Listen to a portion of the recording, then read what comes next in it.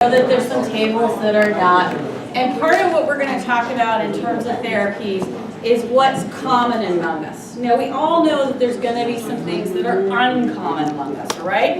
And so I want to start out by talking about therapies from 10,000 feet. Because unfortunately, I can give you a bunch of details about a bunch of different disorders. And I think I chose 5 to talk a little bit more about.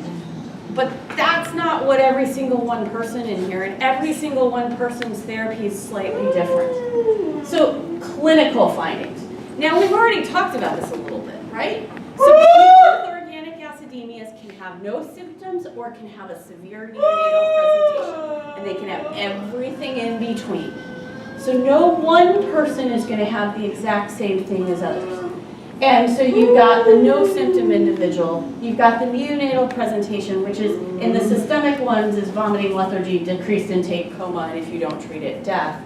And in adolescence, it's all the above. But you can also present with some weird things like diabetes that is responsive to insulin, but doesn't have diabetes when you're done, and it only occurs when you're sick. And then there's some adult presentations, and these are individuals that present with organic acidopathies due to their cardiomyopathies, their renal failure. These are also individuals who may have a diabetes.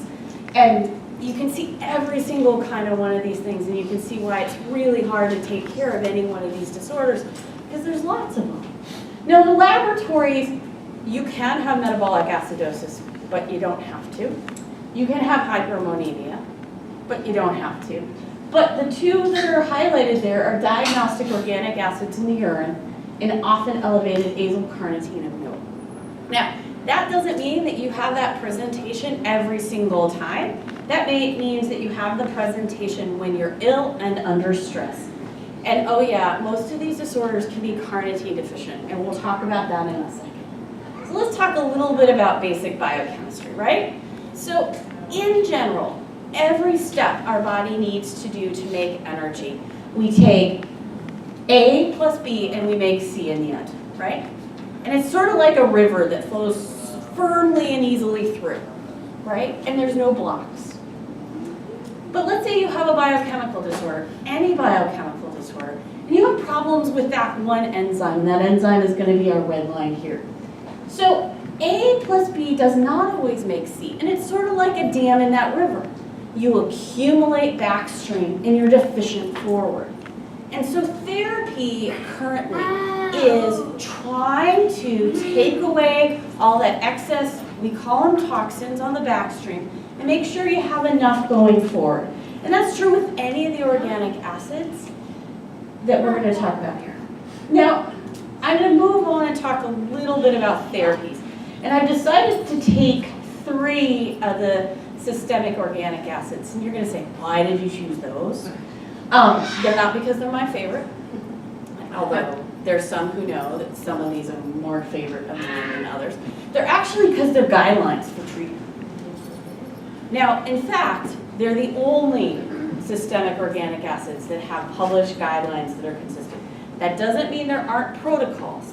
That means there are published guidelines that can be found around.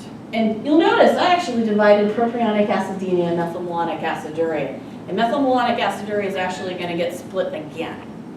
So as some of you know, MMA comes in 2 flavors. Chuck talked about both flavors, although sometimes we call them by different names.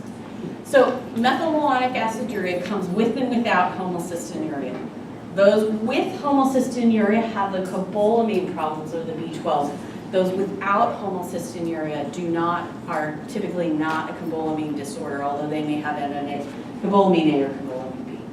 And then we'll talk a little bit about isovaleric acid. So, okay, PA, or propionic acidemia. Many of you guys are familiar with this. It's usually the thing that when you think about organic acids is what you think about. I'm a metabolist, I have to put a pathway up there. I want you to think about this in terms of the river, though. In PA, your block is at propionyl-CoA carboxylase right here. So everything above you accumulate, everything below you're deficient. All right, so this is your dam.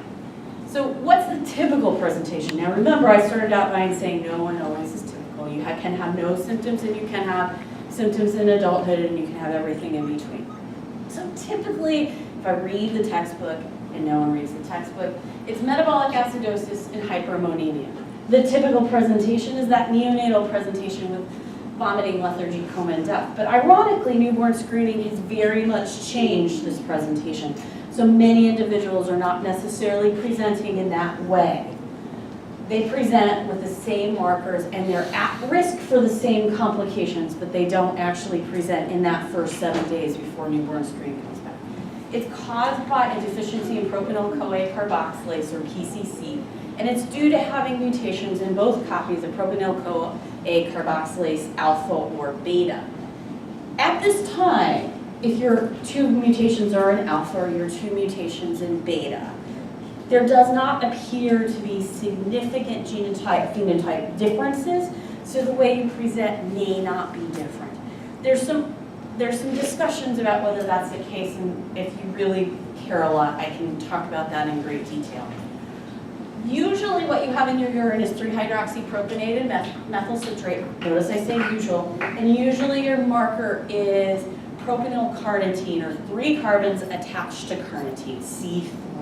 This is also the newborn screening marker. All right?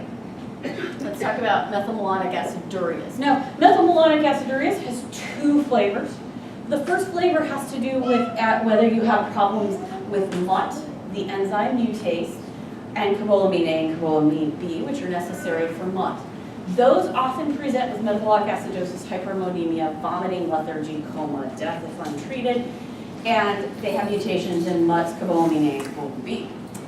Oftentimes people present with methylmalonic acid in their urine and their blood, 3-hydroxypropionic acid, methyl citrate, C3, and you might actually have C4DC, which is methylmalonic carnitine. If you have a cobalamine problem, so your problem is processing cobalamine, as Chuck talked about, then you also have an elevation in homocysteine. These are individuals with cobalamine C and cobalamine D1 predominantly, and those are different sets of enzymes. When we talk about therapeutics and management, they actually get separated into 2 different therapeutic groups. Isovaleric acidemia. This is a deficiency in isovarylyl-CoA dehydrogenase. It can be mild, but let me tell you, even if you have a mild mutation, that does not mean it cannot be devastating. And that's true with any of these things, all right? Because if not adequately treated, individuals with IVA can have complications as severe as those with the other organic acidemias, and I think this is something we need to think about. The markers are isovaryloglycine and 3-hydroxyisovaleric acid. Remember, that's what you accumulate upstream, and then you're deficient a little bit downstream. And then isovarylcarnitine, which is C5. All right, and I think it's really important for people to remember when we talk about these 3 big categories of systemic disorders, even mild individuals can have complications downstream and can have severe presentations. And severe people have severe presentations, but also can be treated. Okay? So we'll talk a little bit about the cerebral organic acidureas. I'm really talking about typically one, and I know there's a family here that's usually here with the other one. Glutaric aciduria type 1, which I know Holmes talked about a bit. When we think about the way these folks present, they present at a certain point. So they have some sort of trigger, and they have macrocephaly, strokes, and movement disorders after that thing. It's glutaryl-CoA dehydrogenase, and it's an increase in glutaric acid and 3-hydroxyglutaric acid in the urine. Individuals in this room probably know that there are individuals that are low excretors, which means they don't always have those in their urine, which makes sometimes it much more difficult to diagnose. And it's an abnormality in the lysine and to some extent the tryptophan pathway. Now, this is a cerebral organic acid because you'll notice I'm not talking about complications for others. So, okay, so I've talked about the disorders. Now I'm going to talk a little bit about therapeutic therapies, right? And I told you, starting out, that the therapies that I've decided to talk about are all published. And I'm doing that because it's easier for me to talk about it in a general sense if I have a published document I can talk about. So this is actually a document, a series of documents that Kathy and I put together, how long ago? 7 or 8 years ago? It's been a long time.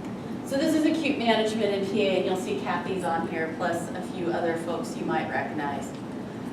Several years later, the Europeans got together and put together another set of proposed documents.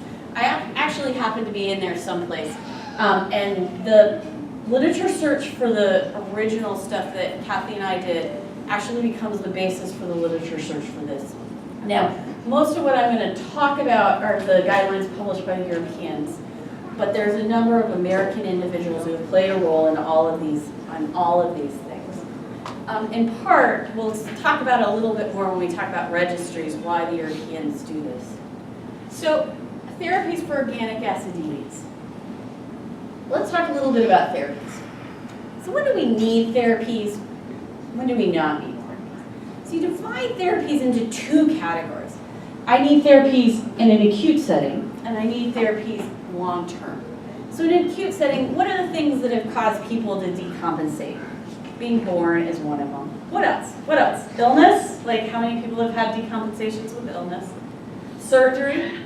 Has anyone had decompensations with psychological stress?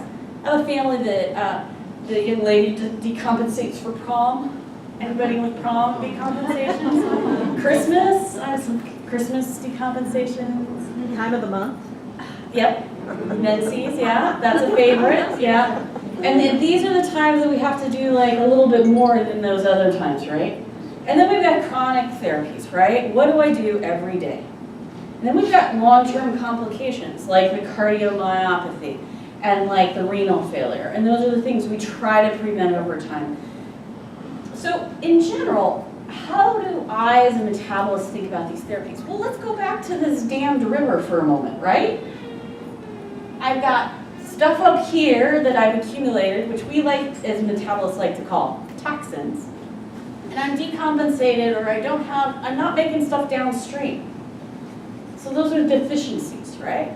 So if I think about this in 2 different categories, I say, okay, I don't want to put too much water in my river. And so I'm going to avoid catabolism. And catabolism is just this fancy doctor's word that means I'm going to avoid breaking down my own muscles because I need more energy. And I'm going to reverse catabolism if I'm already catabolic. I'm going to decrease exposure because if I put too much water in this river, then I'm going to accumulate more toxins, right? And this is when we think about, okay, I'm going to take out the thing that my child doesn't metabolize well, making sure that they have enough to grow. So that's I'm decreasing exposure. I'm going to scavenge the toxins. And everyone's like, what do you mean scavenge the toxins? So scavenge the toxin is, I'm going to be like a vacuum cleaner. I'm going to suck those all up I can, right? And we'll talk a little bit about some of the scavengers we use. I'm going to replace the non-manufactured. You know, us as providers have not done a great job providing you stuff to replace with, but we try some. I'm going to give cofactors. So every single one of the enzymes we've talked about actually requires some sort of cofactor. And then research, I'm going to fix the enzyme. You know, I'm going to fix the enzyme by giving you a gene to fix the enzyme, an RNA to fix the enzyme. I'm going to make that enzyme work better. I'm going to give you the enzyme. In general, every single one of the organic acidemias for therapies right now all follow this category of things, right? I'm not going to talk about fixing the enzyme. You're going to hear lots about it. You heard a little bit about it because right now that's really in the research realm. All right, so let's talk about therapies for organic acidemias. And some of these are going to sound very familiar. And when do we do these therapies? Well, we do these therapies when we think somebody's likely to decompensate or when somebody is decompensated, so when they're sick. So the first one is reverse catabolism and avoid catabolism. Almost every single one of the recommendations and every single one of the protocols say, okay, I want to provide dextrose, which is sugar, at 6 to 10 milligrams per kilo per minute GIR. It's a real fancy thing. I want to give extra sugar calories, right? If you're vomiting, that's going to have to be intravenous. It's going to have to be through an IV. But if you're able to eat and drink, you should be able to get that level of things. So if you're able to give it through the gut, then you can give it through the gut. Most of us do it through the IV because anyone that has children in this room, like, all of you. When you have a toddler that doesn't feel well, do they eat for you? No, they don't. So no matter how much you want them to do, even with their G2, it's a complicated thing. Now, 6 to 10 milligrams per kilo per minute was actually designed to keep somebody out of hypoglycemia if they have a glycogen storage disease. And that's just a different metabolic disorder. What most of us translate, because it's so much easier math, is using a 10% dextrose solution with our favorite electrolytes at 1.5 maintenance, which is a weight-based dose, because it almost always calculates to about 6 to 10 to 12 milligrams per kilo per minute. So you'll see either of those two options. It kind of has to do with the environment that you're in and how complicated the math is. We all want all the time to get adequate fluids and calories, right? Now, calories change according to age and change according to activity. So this is kind of active kinds of things. We need to make sure we have enough protein, despite the fact a lot of these are amino acid disorders, to grow, but not so much that we back up the dam, right? We need to make sure there's adequate fat, but not too much, and adequate carbohydrate, but not too much. Because if we give too many calories and you're not using them, you just get heavy. That's not something good for your heart. And if we're going to talk about taking care of individuals over a lifespan, we want to not give them things that put them at risk for cardiovascular disease later in life, right? And we have to start thinking about, what am I going to do when my child, my spouse, my best friend is now in their 50s. So we also have to decrease exposure. And this is, many people are on a metabolic diet, which is also known as a metabolic formula. And this allows us to give adequate proteins, fats, and carbohydrates without giving the amino acid, or predominantly the amino acid or amino acids that somebody can't tolerate. These are the metabolic diets. This is the protein restriction. Now, ironically, we're not actually limiting proteins as much as you think we are, because the amount of protein that an American eats is about 10 times more than what we actually need, but it's a protein restriction. All right? So the next step, we're going to scavenge toxins. And this always gets people going, what are you talking about? So clearly, if you have hyperammonemia, people understand the word nitrogen scavenger. This is sodium phenylbutyrate, this is sodium benzoate, this is all of those kinds of things that help. But how many, and this is dialysis and ECMO in a severe case, but how many of you guys think of your levocarnitine as a scavenger? Some of you will. So if you're taking levocarnitine, it's not only to replace a deficiency if you have it, but it also helps you grab onto that acid and pee it out. So if you think of it as a scavenger, it kind of gives you an idea how to think about it. And then for those with IVA, probably recognize that next one. That's glycine, and glycine is also a scavenger. So individuals with IVA, you may have noticed they excrete in their urine isovarylyl glycine. Now what's interesting is if your scavenger, so your levocarnitine and glycine is adequate, you actually can push those numbers up in your urine. If you're deficient, you can make them artificially low. So we need to make sure that people are complete. Okay, replace the non-manufacturer. Now, as I said, we've not done a very good job of trying to figure out how to replace the non-manufacturer. And this is the stuff on the back side of the dam where we're unable to make it. So currently, really the way we think of this is anapyretic therapies, and I know, another big word. It basically means in several of these disorders, our goal is to make energy.